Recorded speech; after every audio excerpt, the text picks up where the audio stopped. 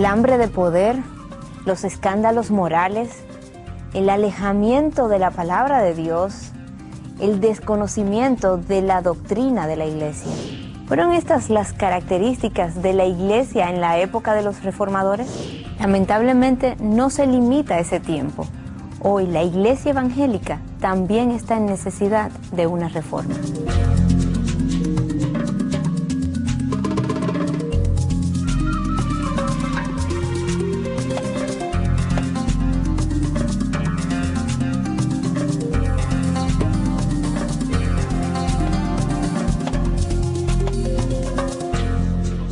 Hemos estado presentándoles a lo largo del mes de octubre toda una serie de programas que tienen que ver sobre la reforma, este movimiento que conmemoramos el día 31 del mes de octubre de cada año. Una reforma que, si nos han seguido, han podido conocer no solamente de sus mayores representantes, sino sus enseñanzas, por qué se levantaron en el momento histórico en que lo hicieron, qué cosas orquestó Dios para que esto se diera como se dio y qué impacto ha tenido aún hasta nuestros días hoy. Porque de cierto modo lo que allí ocurrió todavía hoy tiene sus repercusiones, tiene su impacto, y es esto lo que nos motiva a hacer esta entrega, una entrega especial donde planteamos qué impacto tiene eso hoy y está nuestra iglesia hoy día en necesidad de hacer algún tipo de reforma, de revisión. Si no es por esto, porque vemos la historia, ¿no, Miguel? Bueno, yo creo que es importante revisarla por varias razones. El pueblo que olvida su historia está condenado a repetirla o a vivirla de nuevo, como se ha dicho tantas veces. La historia se revisa, por un lado, para ver el legado espiritual, en el caso de la iglesia, que ha recibido del pasado. La iglesia puede revisar la historia para ver cómo Dios ha lidiado con su pueblo en tiempos anteriores y aprender de sus caminos, sus maneras, sus formas. La historia se revela, se estudia porque queremos aprender de los errores de los demás, de manera que nosotros no repitamos los mismos errores. De manera que hay una importancia esencial en lo que es el conocimiento de lo que pasó. Puede que algunos consideren que los tiempos, Miguel, son tan diferentes, los de la reforma, lo que estamos viviendo hoy, que no vale tanto la pena entrar en tantos detalles y conocer tantas cosas, que la Edad Media quedó muy atrás y que hoy día no tenemos para nada ningún punto que converja, que tenga algún tipo de similitud, y que la iglesia de hoy tiene un legado y tiene unas condiciones muy distintas del siglo XV. ¿Qué les dirías a estos que dicen, no, es que ahí no hay nada no tiene nada que ver eso con lo que estamos viviendo hoy? Bueno, yo creo que hay similitudes y diferencias, y de hecho pudiéramos tomar mucho tiempo en hacer eso. Obviamente el poder político que la iglesia de Roma tenía en aquel entonces no es el que tiene hoy. De hecho, no es ni siquiera el que tuvo en la primera mitad del siglo pasado.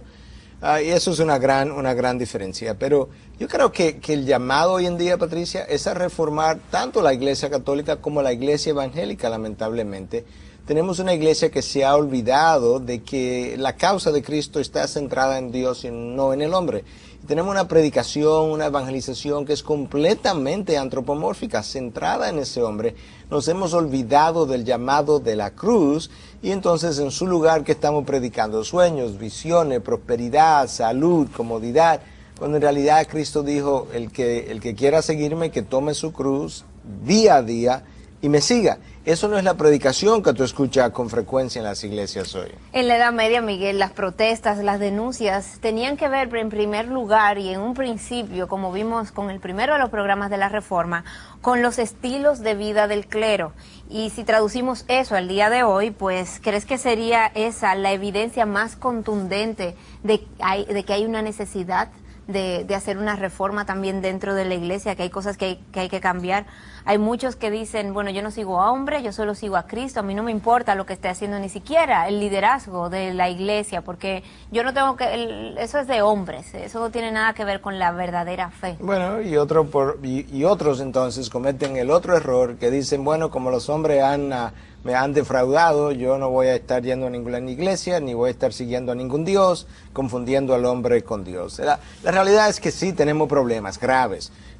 Estudios hechos en Estados Unidos por la empresa Barna, el grupo Barna, reveló que 1 de cada 8 pastores había cometido adulterio durante su tiempo del pastorado.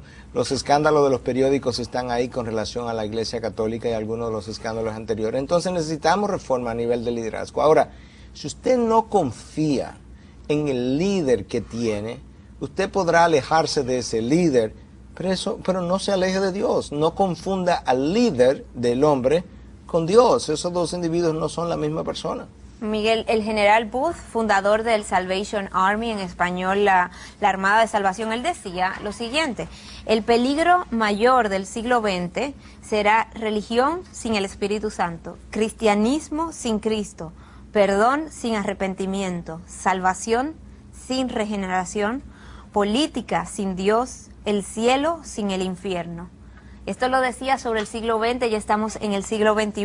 Como pastor, Miguel, ¿entiendes que estamos viviendo esta realidad de este temor? Sí, yo creo que esas palabras fueron proféticas en un sentido, porque esa es nuestra realidad hoy, lamentablemente. Yo creo que la primera cosa que tiene que ocurrir es que el predicador de hoy en día tiene que reganar, recobrar su confianza absoluta en la predicación de la palabra. Eso es lo que él muchas veces no tiene. Es la palabra que tiene el poder de destruir aquello que está dentro de nosotros, aquello que tiene que ver con nuestra naturaleza pecadora, con nuestros hábitos pecaminosos, y solamente la palabra de Dios puede hacer eso. Decía Juan Calvino que el hombre es una factoría de ídolos, y es una gran realidad, que tan pronto tumbamos uno, desplazamos uno de su lugar, estamos fabricando el próximo.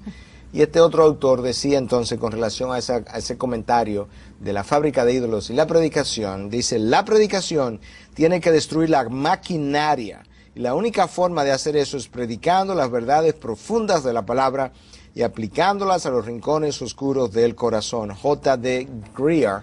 O sea, la maquinaria que destruiría la predicación la maquinaria que destruiría los ídolos mismos, ¿no? En el corazón del hombre, que tiene hoy en día una predicación y una evangelización completamente centrada en ese hombre. Miguel, ¿cuál crees que es la evidencia más contundente de que la iglesia actual necesita, que el liderazgo de esa iglesia actual necesita ser revisado y reformado? Bueno, es el testimonio que está dejando detrás.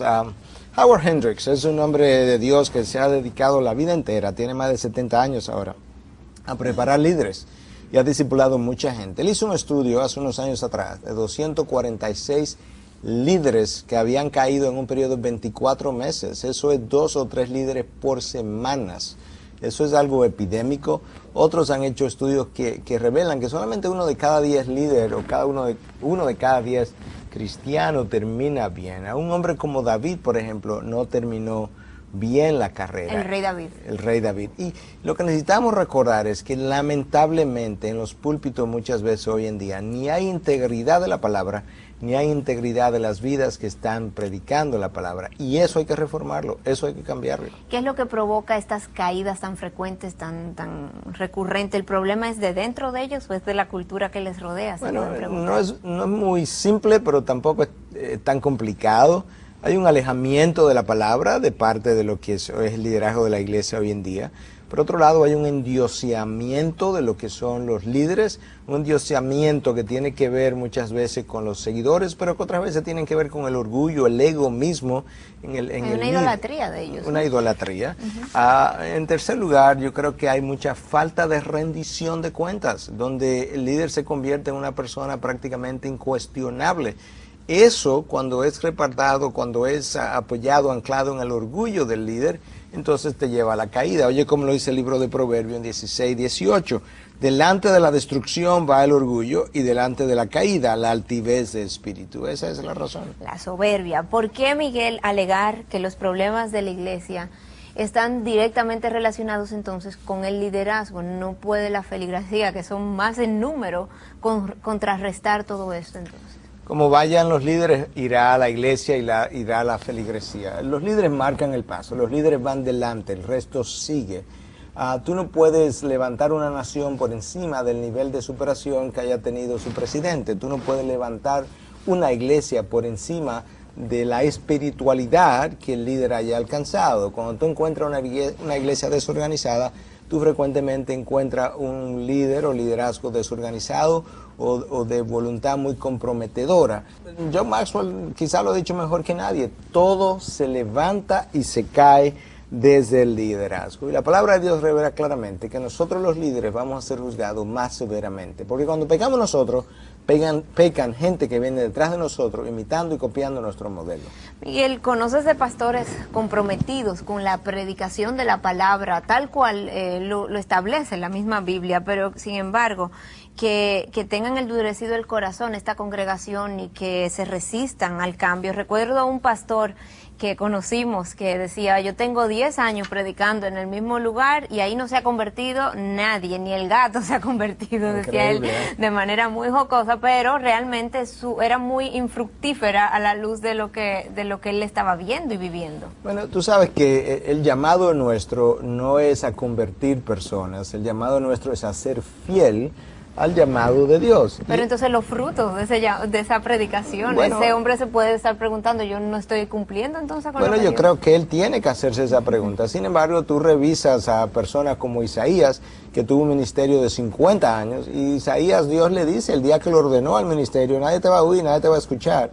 Y parte de lo que Isaías le tocó vivir fue el juicio de Dios sobre una nación a quien ellos habían endurecido su corazón y de quien Dios se había alejado, y producto de ese alejamiento de Dios, pues no iba a haber muchos frutos ahí. Nuestro llamado es a predicar la palabra.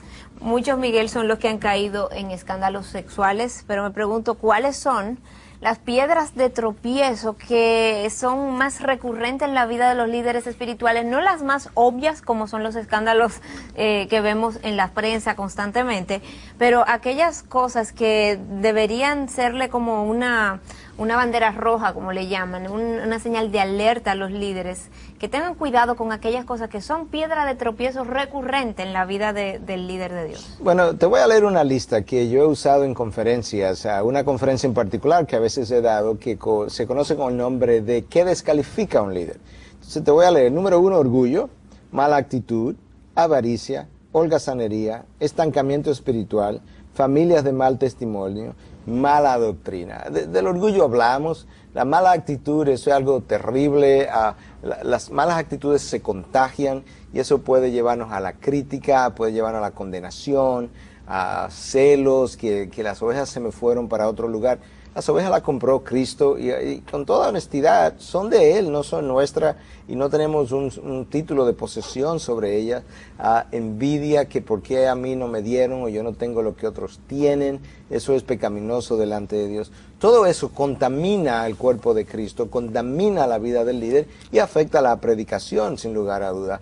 Pero tú tienes también otras cosas, el estancamiento espiritual, pastores, líderes que tienen 5, 10, 15 años en el mismo nivel de desarrollo espiritual que tenían atrás y que por tanto están hasta desanimados y tristes, deprimidos. Tú tienes familias de muy mal testimonio y eso es una epidemia hoy, lamentablemente, y con mucho dolor tengo que decirlo. Familias hijos que están en rebeldía, hijos de líderes que entonces violan el 5º mandamiento de la ley de Dios, honrarás padre y madre, traen mucha vergüenza sobre los padres y muchas veces hasta desacreditan el testimonio y el llamado de ese pastor que está haciendo su función. Tenemos graves problemas y necesitamos reformar esa iglesia.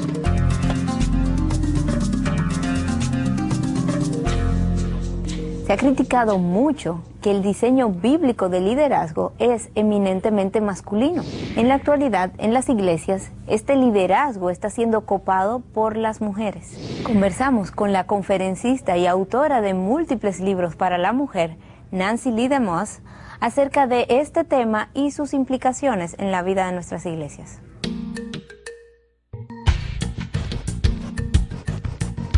Desde tiempos antiguos ha existido una polémica entre el hombre y la mujer sobre los roles y la igualdad de derechos. Y esta situación se ha infiltrado aún en las iglesias y en su liderazgo. Tanto así que he escuchado mujeres decir, si no tenemos el suficiente liderazgo masculino, vamos a sustituirlo por un buen liderazgo femenino. Lo importante es que se lleve a cabo la obra de Dios. Pero ¿qué nos dice la Biblia acerca de esto? Para hablarnos sobre este tema, hemos invitado a Nancy Lee DeMoss del programa radial Revive Nuestros Corazones. Nancy, ¿necesita la iglesia de hoy una reforma? Creo que la iglesia de todas las eras, aquellas de tiempos atrás cuando Cristo estaba en la tierra, desde que la iglesia fue formada, ha estado en necesidad de reforma en cada era. porque tendemos a caer en patrones que son del mundo y no en los patrones de la palabra de Dios. Por eso es que pienso que en cada generación se necesita una reforma para reformar nuestra forma de pensar, que por supuesto eso determina la forma en que vivimos. ¿Necesitan los líderes reformar la forma en que han planteado el rol de la mujer? ¿O no debería esto preocuparnos? La tendencia natural de las mujeres es pensar que el hombre tiene que reformarse, y la tendencia natural del hombre es pensar que la mujer tiene que reformarse. Hemos sido muy influenciadas por cómo piensa el mundo, y hemos sido atraídas a ese patrón. No nos hemos detenido a evaluar si está esto de acuerdo con la palabra de Dios. Y entonces, esto empezó desde el jardín del Edén. Vemos a la mujer tomando más las riendas, más control. Y entonces hombres y mujeres redimidos se preguntan, ¿cómo podemos volver al diseño original de Dios? Que no significa que las mujeres no tienen nada que ofrecer o nada que contribuir. ¿Cuál sería una evidencia de que el diseño de los roles está alterado a la luz del plan de Dios?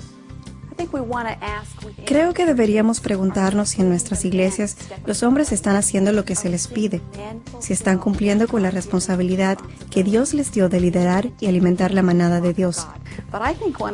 Yo creo que la mayor razón por la que los hombres no están interesados en las cosas espirituales ni en iglesias al nivel que las mujeres lo están, es porque las mujeres han tomado el mando. La realidad es que si nos retiramos y oramos y los dejamos liderar en la forma que ellos lideran, los hombres responden, serán motivados y serán retados.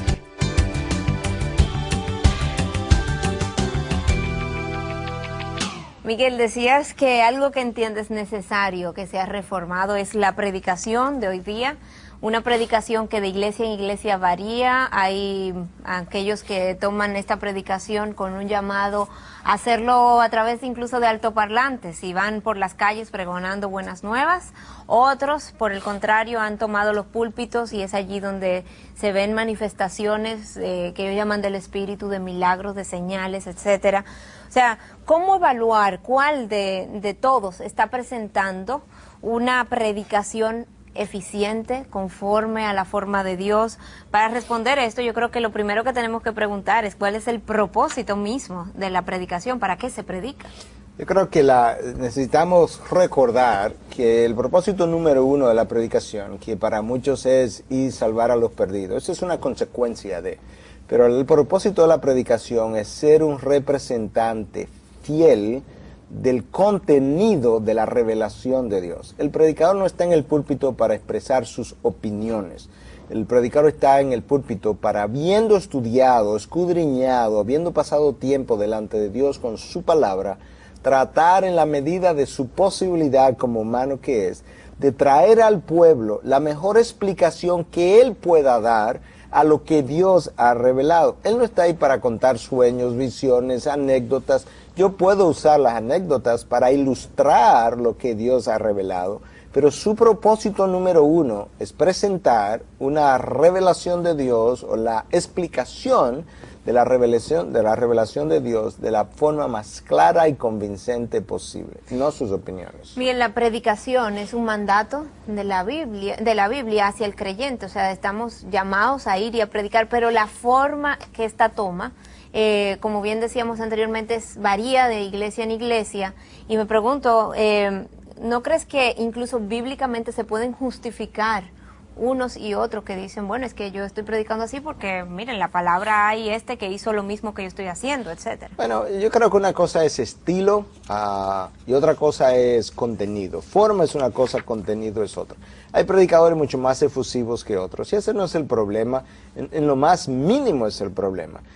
Yo creo que la importancia está en que el predicador se aferre al contenido de la Biblia. Uno prefiere predicar expositivamente, que es mi preferencia. Tú tomas un texto y tú tratas de exprimir de ese texto lo que el texto dice en su contexto. Otros predican temáticamente, toman un tema y luego tratan de encontrar en la Biblia dónde apoyar ese tema. Yo creo que hay diferentes ocasiones para hacer eso. pero creo que fundamentalmente la mejor predicación es la predicación expositiva. Cuando vamos atrás en el tiempo a esos que caminaron con Jesús y vemos lo que fue su estilo de predicación, que nos encontramos, ¿cómo contrasta esa predicación de esos hombres con las predicaciones que hoy escuchamos en las iglesias? Yo creo que la gran diferencia está en que esos hombres creyeron lo que predicaban y por tanto era confrontacional. Era una predicación que tenía un poder de cambio. Déjame leerte del libro de los Hechos precisamente, en el capítulo 2, a partir del versículo 36, al primer sermón de Pedro después de la resurrección de nuestro Señor Jesucristo. Sepa pues con certeza toda la casa de Israel que a este Jesús a quien vosotros crucificasteis, Dios le ha hecho Señor y Cristo. Al oír esto, compungidos de corazón, dijeron a Pedro y a los demás apóstoles, hermanos, ¿qué haremos? Y Pedro les dijo, arrepentíos y ser bautizados, cada uno de vosotros, en el nombre de Jesucristo, para perdón de vuestros pecados, y recibiréis el don del Espíritu Santo. Nota con la convicción que Pedro comienza su texto, cuando dice, sepa con toda certeza toda la casa de Israel, y luego cómo les acusa de que ellos fueron los que crucificaron a Cristo precisamente. El predicador de hoy no se atreve a predicar de esa manera, con ese denuedo, con ese ímpetu y con esa credibilidad. Él tiene miedo a ofender a los otros. No predicamos para ofender, pero la predicación de la verdad frecuentemente es ofensiva. Y una cosa es que el predicador te haya ofendido y otra cosa es que la palabra de Dios te haya ofendido, en cuyo caso tú necesitas arrepentimiento y perdón. Encontrar el punto de consuelo y digamos de calma para el peso que estás sintiendo cuando sientes esa ofensa. ¿Cómo podemos evaluar, Miguel, cuán centrada está la predicación en las cosas de Dios versus en el hombre, que es una de esas cosas que has dicho en varias ocasiones a lo largo de este programa, que la predicación de hoy está muy centrada en el hombre, has dicho que es muy antropomórfica? Entonces, ¿cómo podemos evaluar si la predicación que estamos escuchando realmente es de ese estilo o no, o está centrada en las cosas de Dios, quizás porque está permeada por el uso de muchos versículos y se hace mucha referencia al Espíritu Santo, etcétera? Bueno, yo creo que el problema no es ese, el problema es los pasajes que escogemos y cómo lo presentamos. La predicación centrada en el hombre siempre anda buscando bendecir al hombre, ofrecerle comodidad, no confrontar al hombre, hacerlo sentir bien para que él pueda regresar. O se entiende que la iglesia es ese lugar de refugio donde ese hombre cargado y atribulado de las cosas del mundo viene a refrescarse su alma y por eso necesita escuchar todo esto. O sea, es así justificado, ¿no? Bueno, las clínicas y los hospitales son los lugares de refugio de los enfermos. Pero para tú tratar un enfermo de cáncer, tienes que darle una quimioterapia que le va a causar mucho daño. Para tú tratar un paciente que tiene una herida totalmente contaminada, tú tienes que raspar esa herida que produce mucho dolor. La predicación es exactamente así. Claro que es el lugar de refugio, pero tú no puedes, sin lidiar con el pecado, que es lo que te tiene donde te tiene, tratar de sanar lo que es el resultado de conductas pecaminosas. Entonces, ¿qué tú necesitas? Tú necesitas una predicación. Claro que puedo brindar apoyo, esperanza, pero eso es después de que el pecador ha entendido su necesidad de arrepentimiento, su necesidad de recibir perdón de Dios para luego recibir la gracia de Dios. Entonces necesitamos predicar de una forma confrontadora y consoladora, de una manera balanceada.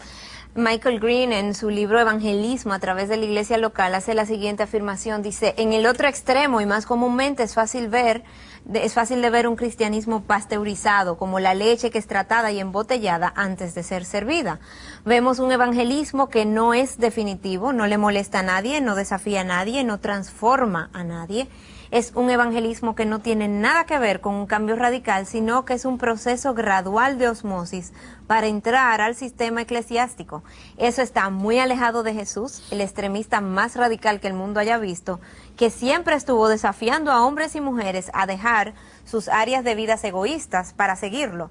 La iglesia frecuentemente ha domesticado a Jesús y ha debilitado las buenas nuevas. Esto es algo que entienden necesario para llegar a esa generación nueva, para conectar con la gente. Han diluido, digamos, esto en pos de hacer esa conexión y llegar y tender ese vínculo hacia la congregación. Esa es la razón por la que tenemos muchas profesiones de fe, con pocas conversiones reales, precisamente porque hemos diluido el contenido del mensaje. Cuando Pedro predicó, ese primer mensaje termina con los pecadores diciendo que se sintieron compungidos de corazón.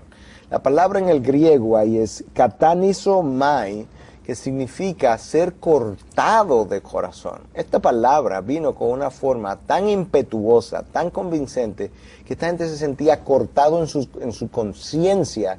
Y luego entonces, cuando ellos están así, sintiéndose así, Pedro le dice, arrepentíos y bautizaos. De manera que eso es lo que frecuentemente falta en nuestros púlpitos. Hay un llamado a recibir a Cristo a tu vida, a tu corazón, pero no hay llamado al arrepentimiento. Entonces cuando le preguntamos a la gente, ¿tú crees que va a ir al cielo? Sí. ¿Por qué tú vas a ir al cielo? Porque yo invité a Cristo a mi corazón. Nadie ha ido al cielo porque invitó a Cristo a su corazón. La gente va al cielo porque se ha arrepentido de su corazón. Habiéndose arrepentido de corazón, le ha pedido perdón a Cristo. Él le ha dado perdón en base a lo que hizo en la cruz, y eso es fundamental. Es como que yo te debo $1,000,000, yo te debo $1,000,000, te invito a mi casa. Cuando tú vienes te digo, Patricia, gracias por venir, te puedes quedar en mi casa, y tú accedes a quedarte en mi casa, te invité, te abrí la puerta, y luego te digo, y gracias por perdonarme $1,000,000. Y tú me dices, ¿cuándo tú y yo hablamos de eso? Cuando tú me pediste perdón y cuando yo te concedí el perdón. Eso es lo que estamos haciendo con Cristo. Le estamos invitando al corazón sin nunca haber pedido perdón y por tanto nunca habernos arrepentido. Lo que leíste del general Booth es una gran verdad. ¿Qué es lo que tenemos? Cristianismo, salvación sin arrepentimiento. 100 años antes se nos advirtió de que eso venía de camino.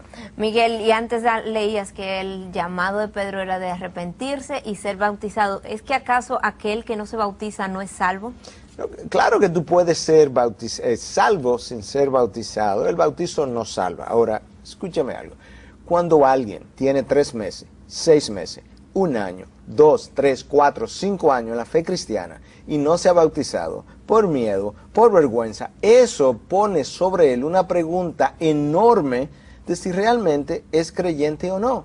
¿Por qué? Porque el bautismo es un testimonio público de que yo he creído, de que algo ha pasado en mí que me ha cambiado. Y si yo no tengo el suficiente coraje para públicamente identificarme con Cristo por miedo o por vergüenza, yo tengo que preguntarme si realmente mi conversión es real. Entonces el bautismo no salva, pero cuando me rehúso a hacerlo, tengo que preguntarme cuál es la razón.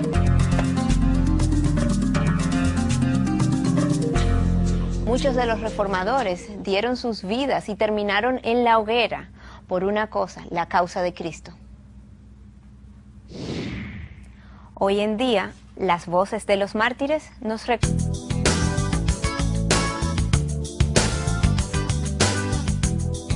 Este tráfico está imposible. Oh Dios, esto es un caos. Nadie obedece a nadie. Todo el mundo hace lo que quiera, pasa por encima del que quiera. Nadie se da el paso, pero ¿saben qué? Todo esto es un reflejo de nuestra sociedad. Vamos a la deriva, es una locura. No tenemos unos líderes, claro, que nos digan por dónde ir. Usted se puede preguntar, ¿qué es entonces liderazgo? Liderazgo es una influencia, es la habilidad de una persona de influenciar a otros. Liderazgo es la habilidad de estimular a otros a seguir tu ejemplo. Es influenciar al pueblo de Dios hacia los propósitos de Dios. En cada una de esas 3 definiciones vemos elementos comunes, como la de influenciar, como la de estimular a seguir el ejemplo y como la de buscar y seguir el propósito de alguien. Entonces podemos decir que el liderazgo, aún dentro de la iglesia, está en crisis. Cuando tenemos personas dentro de nuestras congregaciones que no tienen la convicción y la certeza de la veracidad de la palabra de Dios, y cuando tenemos personas que han aprendido a enfocarse solo en sí mismas y dentro de las 4 paredes, y no hemos aprendido a motivar a las personas a salir de las 4 paredes a impactar nuestra sociedad, entonces sabemos que hay una crisis en el liderazgo aún dentro de la iglesia. ¿Qué deben hacer entonces los líderes de hoy para ser instrumento en las manos de Dios y dejarse guiar por Él? Hoy más que nunca necesitamos un liderazgo que sea obediente a Dios, que pueda también seguir a un liderazgo, no solo liderazgo que aprenda a liderar a otros, pero un liderazgo que aprenda a darle cuentas a los demás. Y por supuesto necesitamos un liderazgo que esté firme en la palabra de Dios, que no solo crea, que tenga la convicción de que la palabra de Dios es veraz, que es la verdad de Dios, es absoluta, sin error. Y por supuesto necesitamos un liderazgo que pueda balancear su liderazgo entre la verdad y la gracia. Juan 1:14 dice que vimos la gloria de Jesús y estaba llena de gracia y de verdad. Y ahí es donde debemos de mantenernos. Aún en medio de esta escasez de liderazgo bíblico, Dios se encargará de que su iglesia, su novia, sea bien liderada. Recuerden, Él prometió que nunca nos desampararía. Él cuidará de nosotros hasta el final. Hasta la próxima. En Paralelo.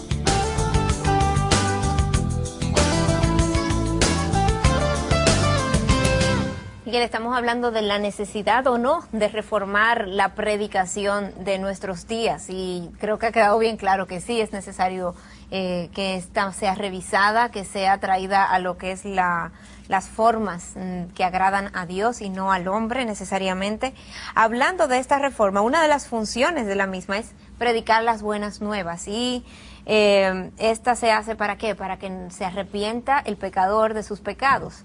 Debe modificarse la manera en que se hace evangelización, en la manera en que se llega a esa persona, o esto es algo que se va mantenido sin corromperse, digamos. No, Lo que pasa es que hay algunos que no lo están practicando. No, esto hay que modificarlo también, porque hoy en día en el afán por salvar al individuo estamos dejando a Dios ofendido, a quien todavía no se le ha pedido perdón de pecado, y sin embargo le estamos dando salvación a ese individuo. El evangelismo tiene que hacer varias cosas. Número uno, tiene que estar centrado en la obra de Cristo en la cruz, tiene que ser centrado en esa sangre derramada y no en el hombre, en la persona de Jesús. El evangelismo tiene que hacer un llamado al arrepentimiento. Continuamente tú encuentras a Juan el Bautista llamando al arrepentimiento, tú encuentras a Cristo llamando al arrepentimiento, tú encuentras a Pedro llamando al arrepentimiento, tú encuentras a Pablo posteriormente llamando al arrepentimiento. Y finalmente, el bautismo tiene que hacer un llamado a abandonar tu vida anterior. En la predicación. La predicación evangelística, okay, tiene que hacer ese llamado, porque muchas veces le dicen, no, tú no tienes que cambiar nada, poco a poco Dios va cambiando. No, es verdad que el cambio va a ser poco a poco. La santificación. La santificación. Pero la decisión de que yo tengo que cambiar radicalmente debe ser parte del llamado de la predicación evangelística. Y la realidad es la siguiente: el individuo que se arrepiente tiene que entender lo que Jim Elliot dijo hace 40 o 50 años atrás. No es tonto aquel que deja lo que no puede retener, que es su vida anterior, para ganar lo que no puede perder, que es su vida eterna que gana en Cristo. Miguel, una práctica con la que se está muy familiarizado cuando se habla de evangelización es la práctica de la profesión de fe, el repetir una oración. Muchos entienden que son salvos y que ellos irán al cielo porque en una ocasión hicieron esta oración en un momento dado de sensibilidad, etcétera. Una oración que va más o menos así: Señor Jesús, gracias porque me amas, entiendo que te necesito, te abro la puerta de mi vida, te recibo como mi Señor y Salvador, ocupa el trono de mi vida, hazme la persona que tú quieres que yo sea. Gracias por perdonar mis pecados, gracias por haber entrado en mi vida y por escuchar mi oración según tu promesa. Y con eso dan por sentado que ya ellos hicieron lo único, como quien dice, que podían hacer, ¿no? Mira, yo creo que la mayoría de las personas que leen esa oración piensan que realmente con esa oración yo puedo entrar al reino de los cielos. Y la realidad es que es una imposibilidad. Si esa es la oración que me va a entrar al reino de los cielos, yo me quedé afuera. En lo que tú me leíste, Patricia, hay una línea que dice, gracias por perdonar mis pecados. En ningún momento, antes o después de esa línea, hay una expresión de yo me arrepiento de mis pecados en base, y recibo tu perdón, en base a lo que hiciste en la cruz. Yo no voy, de nuevo, yo no voy al cielo por invitar a Cristo en mi corazón. Si mi arrepentimiento no se ha dado y el perdón otorgado en base a la obra de Cristo en la cruz, y eso no está claramente entendido y expresado en mi intención, yo no puedo entrar al reino de los cielos. Y estamos tratando de vender una cosa que no es el evangelio. Miguel, pero eso que hablas tampoco se consigue añadiéndole esas frases a esta oración. Claro, o sea, que no. Estamos hablando de que el arrepentimiento tiene que llevar más allá. Y me pregunto, ¿cómo evangelizó esa iglesia primitiva? ¿Cómo llegó a tener conversiones genuinas y no lo que pasa en muchas ocasiones de grandes cruzadas que tienen muchas profesiones de fe, muchas personas levantaron la mano, muchas personas hicieron esta oración que acabamos de hacer, pero al final de cuentas vuelves un año después y la condición espiritual no está ahí. Y la gente no está ahí. Estoy de acuerdo. La iglesia primitiva, ciertamente, agregarle las palabras no va a convertir al individuo. La conversión es una obra de Dios. Sin embargo, la predicación tiene que llevar en su contenido lo que Dios ha revelado que se requiere para mi salvación. Y la iglesia primitiva, una vez más, predicó, déjame leértelo, mira dónde está el énfasis. Juan el Bautista, en Mateo 3:8, arrepentíos y dad frutos de arrepentimiento. Oye el énfasis, dad frutos. Si esos no están ahí, no te has arrepentido. Cristo, oye lo que dice Marcos 1:15, arrepentíos y creed en el Evangelio. Pedro, en Hechos 2:38, arrepentíos y sed bautizados. O arrepentíos y convertíos en Hechos 3:19. El énfasis todo el tiempo, arrepentíos, arrepentíos, arrepentíos. Esa palabra brilla por su ausencia en la mayoría de los llamados a la salvación que escuchamos hoy en día. Sin embargo, es que hay ciertamente una confusión entre ese arrepentimiento y el hacer la confesión que antes habíamos comentado incluso, porque quizás entienden que cuando ya tú confiesas, pues estás humillando y por tanto estás poniendo en evidencia que te arrepentiste. Claro, confesar, porque si no, no te hubieras confesado. Claro, confesar es una cosa y arrepentirme es otra. Tú puedes verme robándote un lapicero y cuando tú me dices, hey, me robaste el lapicero, y yo te digo, sí, yo me lo robé. Yo acabo de confesar, pero yo pudiera tener toda la intención de que la próxima vez que tenga la oportunidad de robarme otro lapicero de otra gente o el tuyo, lo voy a hacer y no me arrepentí. Y en la vida de pecado igual. Exacto. El Señor te pone la convicción de que lo que está haciendo está mal, lo puedes dejar ahí, decirle, Señor, hice esto, pero en la próxima vuelvo y lo caigo y lo hago, claro, porque en el fondo tengo ese deseo. Y no tengo un arrepentimiento genuino. Oye, yo creo que falta mucho entendimiento con relación a lo que estas palabras significan en la Biblia. Déjame darte dos palabras en el hebreo y una en el griego. La primera palabra en el hebreo que quiero mencionar es shop, S o shup en español. Y la segunda palabra es naam. Shup significa dar vuelta o dar la vuelta, devolverse hacia atrás, regresar o retornar. En otras palabras, cuando experimento ese shup, hay un regreso y me dirijo en dirección contraria a por donde iba. La segunda palabra es naan, se usa más en el Antiguo Testamento para referirse a Dios, pero cuando se refiere al hombre implica la experiencia de un dolor o tristeza profunda. De manera que no es simplemente pasar vergüenza. Ay, me cogiste robando el lapicero, qué vergüenza. Sí, es verdad. No, yo tengo vergüenza profunda, dolor profundo. Y en el griego, la palabra es metaneo en el Nuevo Testamento, que implica un cambio de mente. Cuando yo me arrepiento, mi mente, mi forma de pensar cambia. Yo he experimentado un dolor profundo en mi corazón y por la línea que iba, en la dirección que iba, me devuelvo en dirección contraria. Eso, mucha gente ni siquiera está cerca de hacer ninguna de esas tres cosas.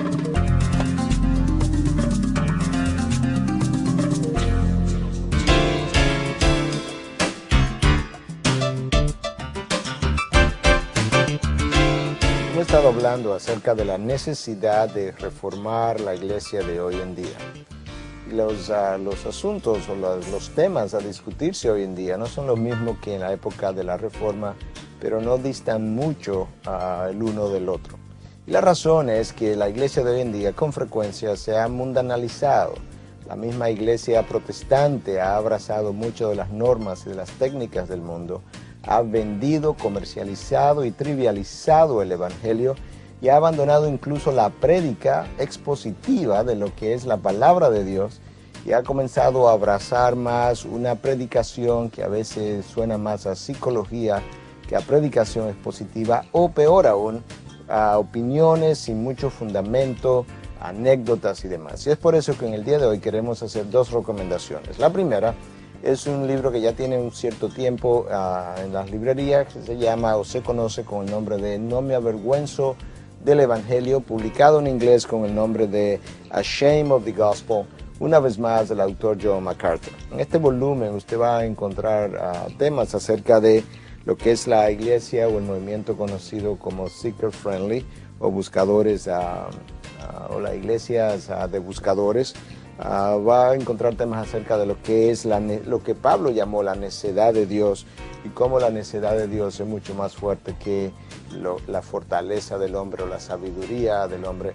Es un gran libro que ha hecho mucho bien a la iglesia. Y el segundo libro es de otro gran autor, O. Guinness, conocido a este libro no tan voluminoso con el nombre de El fenómeno de las mega iglesias, el fenómeno de las iglesias grandes, para ver de una manera crítica muchas veces cómo estas iglesias grandes han vendido de nuevo el evangelio, han adoptado técnicas de mercadeo, han hecho de la iglesia más un mercado que la casa de Dios y han logrado alcanzar grandes multitudes, pero no necesariamente grandes cantidades de discípulos. Y aquí hay algunos de los temas. Comienza con una pregunta crucial, 2 raíces básicas del reto, 5 grandes ironías, 6 transmisores principales de la modernidad y 7 consejos prácticos para el discernimiento. Yo creo que usted va a ser grandemente beneficiado de esta obra.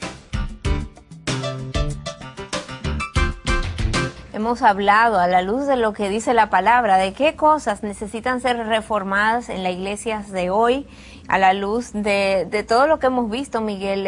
Podemos resumir, yo creo que la predicación, el liderazgo necesita una tremenda revisión y cada creyente también tiene una responsabilidad de examen de su corazón, de sus motivaciones, de su grado de arrepentimiento incluso, de las cosas que ha venido haciendo y deseando.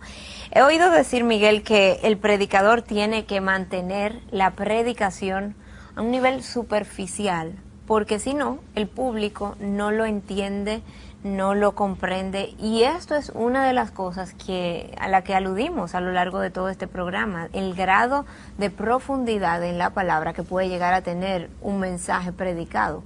¿Qué tan cierto o no es esta recomendación para el predicador? Yo creo que es una de las peores mentiras que se le ha vendido al pueblo de Dios.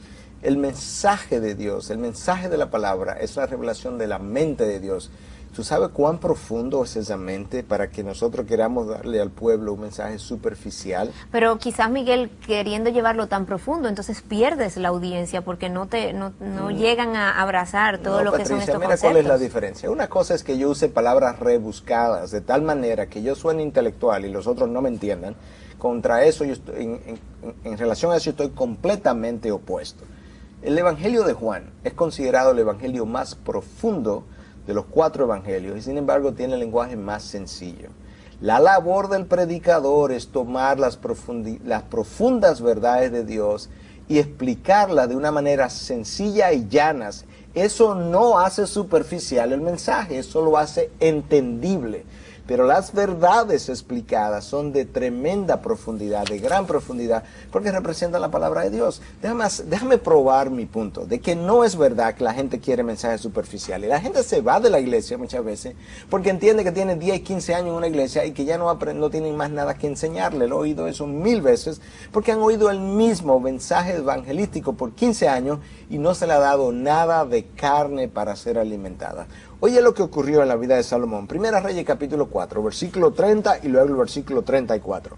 Y la sabiduría de Salomón sobrepasó la sabiduría de todos los hijos del oriente y toda la sabiduría de Egipto. Versículo 34.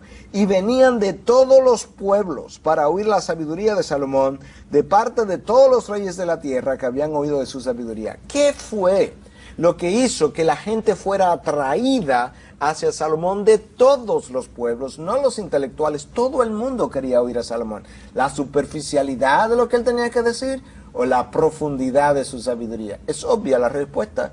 La gente quiere verdades, respuestas profundas a las interrogantes profundas de la vida, y la predicación superficial no va a hacer eso. Deja con sed al individuo. Claro, vacío. Miguel, si tuvieras que darle un solo consejo al predicador de hoy, ¿qué le dirías? ¿Qué exhortación traerías al corazón de ese líder de la iglesia de hoy?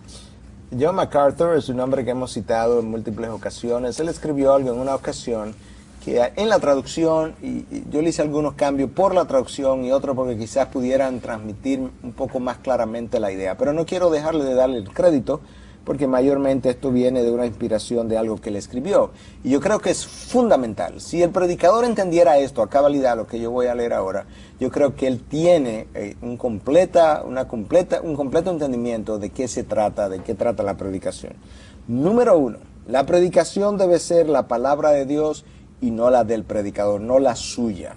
Y eso es importante, domingo tras domingo, y cada vez que tengo que pararme en el púlpito, en un sentido figurado, yo tiemblo delante de Dios de pensar que lo que yo pudiera estar transmitiendo en ese momento es una idea producto de mi invención. Eso es capital. Número 2, él tiene que recordar, él es un mensajero, él no es el mensaje. Él es un simple mensajero que se ha enviado. Número 3, él es un sembrador, pero él no es la cosecha. Él siembra la palabra, pero la cosecha depende de Dios. Número 4, él es un representante, pero él no es la autoridad. Y él está bajo autoridad, la autoridad de Dios. Número 5, él tiene que recordar, él es un administrador, un puro administrador. Él no es un propietario. Dios es el propietario de las ovejas, del mundo y de la palabra que está siendo predicada. Y él es un lector de esa palabra, él no es el autor. Y finalmente, al entregar la palabra, él no puede olvidar que él es un simple mesero. Él no es el cocinero, él no es quien ha preparado esta dieta, él no es quien le ha puesto el sazón, él no le ha puesto el contenido. A él lo único que se le ha hecho es que se le ha entregado una comida cocinada y se le ha dicho, ve y sírvela a mis ovejas. Y cuando el predicador entienda a cabalidad cada uno de esos 6 o 7 puntos que hemos mencionado, y él se pare, viva en la presencia de Dios y se pare en el púlpito a predicar lo que Dios ha inspirado durante los días anteriores, Dios le va a bendecir y Dios le va a enviar ovejas hambrientas para que él la alimente, pero no hasta que eso ocurra. Miguel, muchísimas gracias por haber traído este mensaje a aquellos que nos están viendo, quizás a aquellos líderes que han podido tener este programa delante de sí. Esperamos que le haya servido como una herramienta de revisión de dónde están y qué pueden hacer para llegar a donde Dios quiera llevarlos a ustedes. Gracias, Patricia, y qué bueno que podemos hablar de estas cosas, la necesidad de reformar el liderazgo, la predicación de la iglesia, pero eso no es lo único que esta iglesia necesita reformar. Hay muchas otras cosas de las cuales necesitamos conversar en otro momento. Yo creo que sí, yo creo que esto nos deja, claro, la inquietud de hacer múltiples programas donde podamos abrir el espacio para compartir y revisar más de las otras cosas que quedaron en esta ocasión en el tintero, pero que ciertamente con el tiempo les llevaremos a ustedes también. Amigos, muchas gracias por habernos acompañado.